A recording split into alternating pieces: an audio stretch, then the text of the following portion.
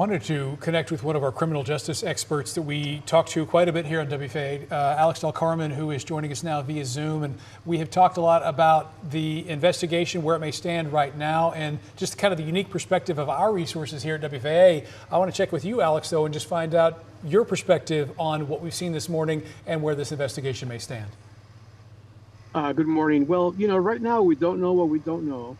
What I mean by that is that we have no idea what the motive behind it was, but I can tell you right now that the FBI and local law enforcement authorities are working incredibly hard to find out what exactly prompted this person to start shooting at these individuals this morning. In addition to that, the bigger and the larger picture is, are there going to be other threats similar to this? Is this person working with other entities? How much of a threat is it to the other facilities, not only in the state of Texas, but throughout the United States?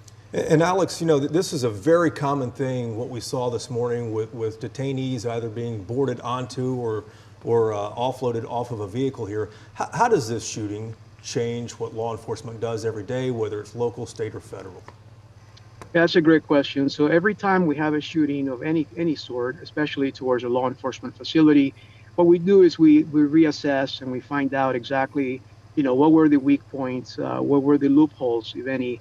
And I'm estimating that this morning, after we do the investigation is completed and we figure out exactly what happened, there are going to be revisions to the protocol on how individual inmates are brought into the facility, loaded and unloaded as well, and whether or not there are vulnerabilities and points of vulnerabilities as it relates to outside influence or impact, in this case, by a shooter. And then, Rebecca Lopez has been talking this morning as well about, what a central hub this Dallas facility was for ICE.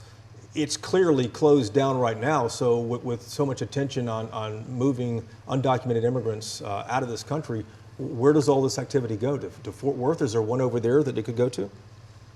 There are several facilities in the state of Texas that can actually provide, if you want to call it, relief or immediate relief while this facility is locked down and obviously there's an investigation going on.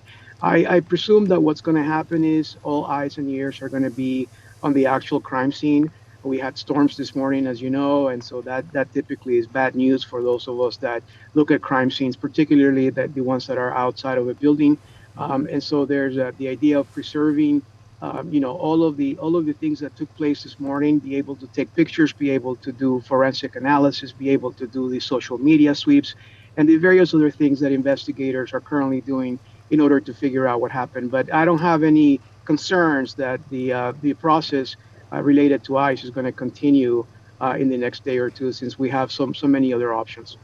Can you talk a little bit about the concern that law enforcement has in this country when it comes to the lone wolf, the person that is triggered by something? Because when I talk to federal sources, they say that that's what they're most concerned about, not necessarily organized groups. That's exactly right. And, I've been a criminologist for 28 years and work very closely with law enforcement, as you guys know, and I can tell you that if somebody does ask me what keeps me up at night, that is exactly what keeps me up at night, is the idea that we have these individuals that are incredibly difficult to identify, very difficult to try to explain as to why or when they're going to commit a criminal act against an innocent person.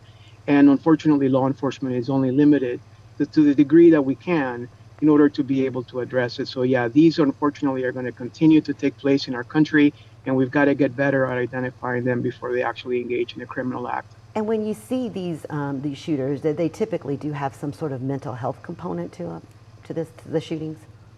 Typically, and again, we go back into the Monday morning quarterbacking that we do, and we start asking people as to, did you know so and so, and then they begin to tell you how, they were secluded and how they had their own agenda and how they began to manifest their feelings online. The problem with that is that there are so many people that are doing that on an ongoing basis throughout the world. How do you sweep out those?